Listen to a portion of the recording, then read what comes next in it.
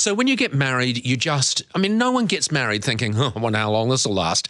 When you get married, you think it's forever, don't you? So how can you stack the cards in your deck?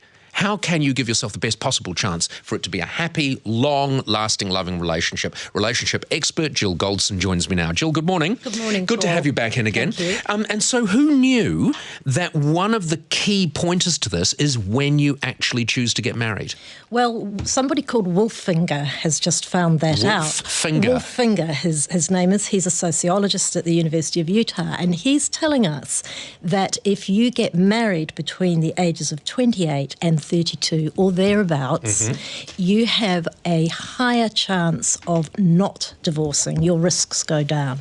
Okay, and this is based on studies? Is it based on polls? It's based on a survey, on a study. It's not a huge study, but I think what is statistically interesting to him and to other sociologists and other policy wonks is that we used to think that if you were older when you got married, you were more stable and marriages would last longer. What we found out from this study, the opposite is true. Well, let's handle that first. So as you get married, apparently the study shows that after 32, for every year, your chance of divorce is increased by 5%. By 5%, that's right. So it's not that you are more stable and you know what you want more. It's that you're actually stuck in your ways. Well, I think that's interesting. I think between 28 and 32, they call it the Goldilocks effect. So you're not too young, you're not driven by mad hormones. On the other hand, you're not too rigid. If you get and that beyond... can be a problem later in life. And that could be a problem, of course. The group of people who are eligible to be married after about the age of 32, some researchers describe them as congenitally cantankerous. They're not really the marrying type, for example.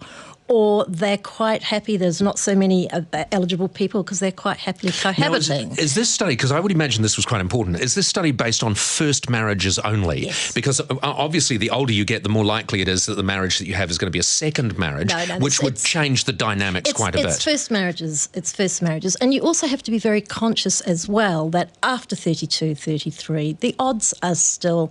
They don't ricochet up there. It's only a small spike. Okay, and so in reality, the younger you are, earlier than 28, the more likely you are to be a bit of a flibbity-gibbet and you just change your mind. You just think, oh, actually, this isn't for me after all.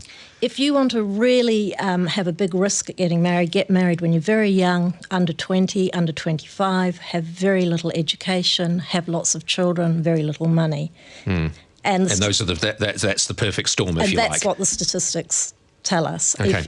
What are the tips for staying together? I mean, at what point, when you start seeing warning signs, when things start to get a bit edgy, is it generally accepted that you should work really hard to stay together, or is it sometimes better just to call it quits? Well, look, I think that moves into a whole other area, but it's very smart to get a bit of advice as you would to take a car to get a warrant of fitness or get a mechanic to look at it, basically. But sometimes that can be the final nail in the coffin, Well, it can too. I mean, how do you say to your partner, should we maybe go and see someone? Well, that's right. You have to find a certain way of saying that. But I think these statistics have to be taken with a grain of salt. Possibly one of the worst things you can do to maximise your chances of getting divorced is to marry at the right time but marry the wrong person. Oh, well, because of course all of these figures pale into insignificance when it comes to marrying the wrong person, because if you do that, that's it, you're doomed, aren't you? And if you look at age, what if somebody in the right age group, say 29, marries someone of 42. Well, okay, and the other thing that I thought perhaps was interesting was sex, because we know that men and women develop at a different stage. So what is 28 to 32 for a woman? It might, do you know what I mean? In terms of I hate that word. Developmental, I was trying to say. See, development's easy, developmental. But in terms of that, your man may not be as mature as your woman at that age. There are a million variables going on. Yep. I think the short answer is... But as a generality, that is the window. As a generality, it's a window, but don't take statistics too seriously. Okay, so that basically pulls the rug out from under the entire interview. But it's still very interesting, Jill. But people will be people, won't they? They will. Jill Goldson, relationship counsellor. It's always great talking to you. So 28 to 32, is that ballpark, Hillary? Yeah, when I you was got 28. You were 28. Perfect. You were in the absolute. Things are looking good, Mickey. Yeah. I was 30. See? How good is that? Yeah. Perfect. That's right. Whereas things didn't go so well in the marriage stakes with me, and I was 28 too. So it just goes to show, doesn't it? You know, horses for courses.